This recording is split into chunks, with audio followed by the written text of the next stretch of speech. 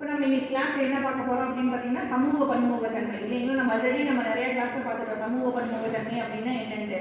அதாவது ஒரு தனி மனிதனுடைய மாற்றங்கள் சமுதாயத்தில் எந்த மாதிரியான மாற்றத்தை கொண்டு வரும் அப்படின்ட்டு இல்லைங்களா.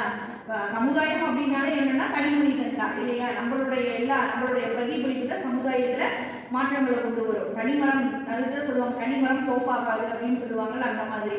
ஸோ அந்த மாதிரி ஒரு தனி மனிதனுடைய மாற்றம் வந்து சமுதாயத்தில் எந்த மாதிரியான மாற்றங்களை கொண்டு வருது அப்படின்னு நம்ம நிறைய ஏற்கனவே நம்ம பார்த்துக்கலாம் இதை பற்றி. ஸோ உங்களோட கருத்து நீங்கள் என்ன சொல்ல வரீங்க அப்படிங்கிறத பற்றி நீங்கள் சொல்லுங்கள். உங்களோட கருத்து என்ன, சமூக பன்முகத்தன்மையில் எந்த மாதிரியான மாற்றங்கள் கொண்டு வருது, அந்த மாற்றத்தினால கல்வியில் என்ன மாதிரியான மாற்றங்கள் ஏற்படுது, அதாவது இண்டிவிஜுவல் பர்சன் தனி மனிதனுடைய வாழ்க்கையில் எந்த மாதிரியான மாற்றங்கள் ஏற்படுது அப்படிங்கிறத பற்றி நீங்கள் உங்களுடைய கருத்தை ஒருத்தராக சொல்லுங்கள். சரிங்களா. மோனிஷா நீங்கள் சொல்லுங்கள். சமூகத்தன்மை இந்த வேறுபாடு அப்படின்றது வந்து எல்லா இடத்துலையுமே இருக்குது. இதுதான் அப்படின்றது இப்போ கல்வியாகட்டும், வெளியே சமுதாயத்தில் தொழில், அதுவே எல்லா இடத்துலையுமே வந்துட்டு ஒரு அப்படின்றது வந்து இப்போ கல்வியிலன்னு பார்க்கும்போது அந்த காலத்துலேயும் முன்னாடி பண்ணும்போது வந்து கொஞ்சம் தாழ்த்தப்பட்ட ஜாதிகள் வந்து கீழே தான் உட்காருவாங்க. அவங்க வந்து கூறப்பாடு அந்த இடத்துல இருக்கணும், இவங்க தான் வந்து மேன்மைப்படுத்தப்பட்ட மக்கள் தான் மேலே இருக்கணும் அப்படிங்கிற அளவுக்கு ரொம்பவே அந்த குழந்தைங்க மனசு வந்து அது ஒரு அவங்களுக்கே நம்ம எப்படி தானோ அப்படின்னு மனசுல வந்து இது பண்ணுற அளவுக்கு வெளிப்படையாகவே வந்து அந்த வேறுபாடு வந்து காமிச்சிட்டு இருக்காங்க. இப்போ கொஞ்சம் அது வளர்ந்துருக்கு, முழுமையாக அதுவும் இல்லைன்னா கூட கொஞ்சம் ஈக்குவலாக ஒரே கிளாஸுக்கு இருக்கிறாங்க, மொழி அவங்களுக்குள்ள வந்து எழுதிக்கிறாங்க. அந்த காலத்தில் சொல்லுவாங்க அந்த இது பேசி அவங்களுக்கு கூப்பிடுறது அந்த மாதிரி அதெல்லாம் இல்லாமல் கொஞ்சம் காமனாக இது பண்ணுறது ஒரு அளவுக்கு வளர்ந்துச்சு. இன்னொன்று வந்து அவங்க எதில் வேறுபடுறதுக்கான தொழில், இன்னும் தொழில் செய்கிறவங்க இப்படி சேர்ந்துருங்க, இன்னும் தொழில் பண்ணுறது இந்த மாதிரி இருக்காங்க, இந்த கட்டட வேலை செய்கிறவங்கள வந்து இந்த மாதிரி முடிச்சுட்டு அதில் வந்து வேறுபாடு வந்து நிறைய இது காமிச்சிட்டு இருக்காங்க. அவங்களுக்கு அவங்கள வந்து இன்னுமே அவங்க வந்து வேறுபட்டு தான் காட்டுற மாதிரி தான் இன்னும் கவர்மெண்ட்டும் வந்துட்டு அவங்க எஸ்சினா இவங்களுக்கு வந்து இது தரணும் ஸ்காலர்ஷிப் அப்படிங்கிற மாதிரி இன்னுமே வந்துட்டு அதுலேயுமே வந்துட்டு ரொம்ப முடியாமல் இருக்கிறவங்கலாம் கிடையாது. சிலர் இப்படி இருக்காங்க, எல்லா தரத்துல மக்களும் இருக்காங்க.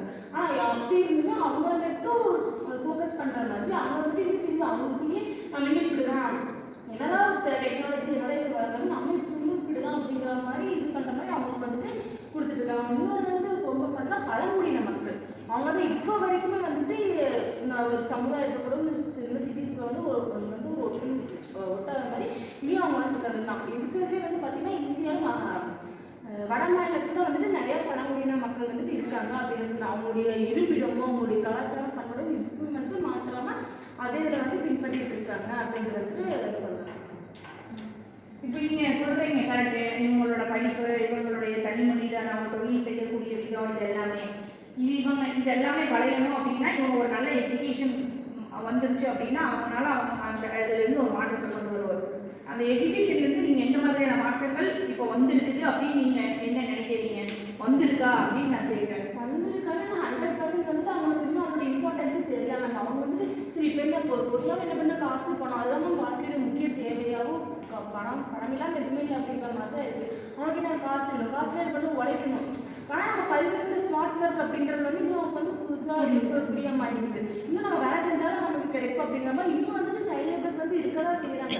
ஆனால் அது வந்து டேரெக்டாக இல்லாமல் கொஞ்சம் இன்டெரக்டாக வந்துட்டு இருக்க தான் செய்யுது. ஆனால் 100% அவங்க வந்து இன்னும் ஒரு எஜுகேஷன் ஸ்கூலுக்குள்ள வரல, அவங்களுக்கு நான் ஃபெசிலிட்டிஸ் அவங்களுக்கு போய் சேரலைன்னு சொல்லலாம். கவர்மெண்ட் இது பண்ணுறது டிரான்ஸ்போர்ட் ஃபெசிலிட்டி ஆகட்டும், மற்ற எல்லா ஒரு ஸ்கீம்ஸு இந்த ஸ்காலர்ஷிப் ஆகட்டும் எதுவாக இருந்தாலும் ஃபுல் அண்ட் ஃபுல் அவங்கள வந்து இன்னும் ரீச் ஆகலை அப்படிங்கிறது வந்துட்டு இன்னும் 50 to 70% வந்து இதாக தான் இருக்குது.